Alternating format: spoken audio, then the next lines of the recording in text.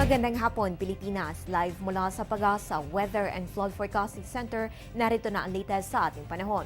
Naging ganap na bagyo ang low pressure area noong ika-17 ng Enero. Pero bago pa ito maging si Agaton, ang unang bagyo ngayong taon, nagdala na ito ng mga pag-ulan sa ating bansa. Simula na pumasok ito ng ating area of responsibility.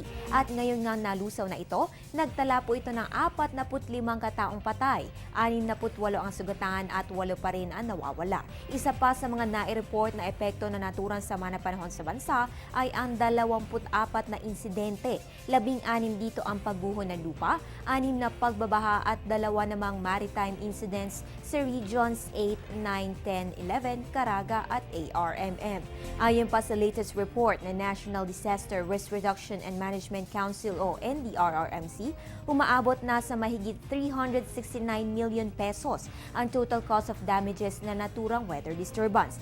Nabilang rin sa mahigit 200,000 kabahayan ang napinsala at 186,000 plus naman ang mga pamilyang apektado sa ilang rehiyon sa Mindanao. Hanggang ngayon, maraming lugar pa rin po ang nasa ilalim ng state of calamity. Pero patuloy lang ang pagkilos ng lokal na pamahalaan at ahensya para sa relief distribution at iba pang operasyon sa Mindanao. Samantala, ilang linggo pa lamang mula bagong taon, isang bagong partner pa ang makakasama ng Panahon TV sa pagbibigay impormasyon. Para sa detalye, antabayanan ang aming pagbabalik. Teng, ang package. Ma'am, sabi ng Air 21 on the road na. Ano, Teng? Ang package. Ma'am, sabi ng Air 21 na receive na. Okay, very good. Basta padala, sagot ka ng Air 21. May real-time delivery updates via text para worry-free ka. Teng, ang package, napadala mo na? Yes, ma'am, sa Air 21. Sa Air 21, sagot ko, padala mo! Good news mga kababayan, dumarami na po ang ating mga kasama sa pagbibigay ng impormasyon sa sambayan ng Pilipino. Sa paglagda ng kasunduan bilang mag-partners ng Panahon TV at ng Business Mirror, mas malawak po ang ating maaabot at mabibigyan na napapanahong ulat. Narito ang mga kaganapan sa naturang event na idinaos kahapon.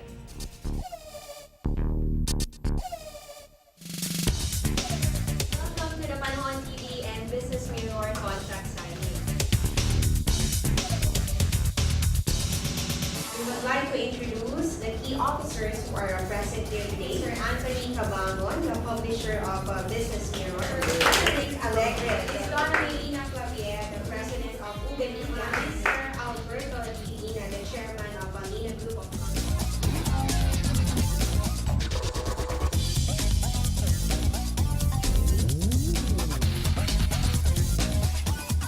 We all know about the climate change, and I do remember years ago, weather forecast is not much given attention.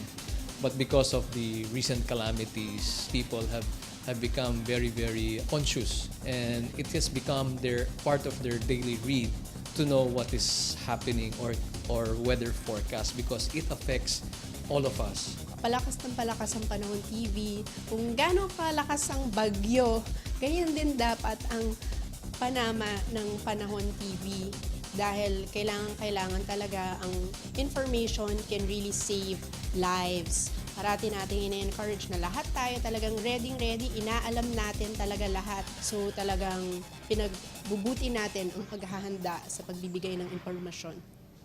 Ang oras po ngayon ay 4:30 ng hapon ayon sa Philippine Standard Time. Para sa komprehensibong ulat panahon, antabayanan na ako report mamaya sa news at 6. Ang update na ito ay hatid sa inyo ng Panahon TV Express kung saan walang pinipiling panahon ang pagbibigay impormasyon. Ako po ang inyong weather girl April Enerio. Magandang hapon.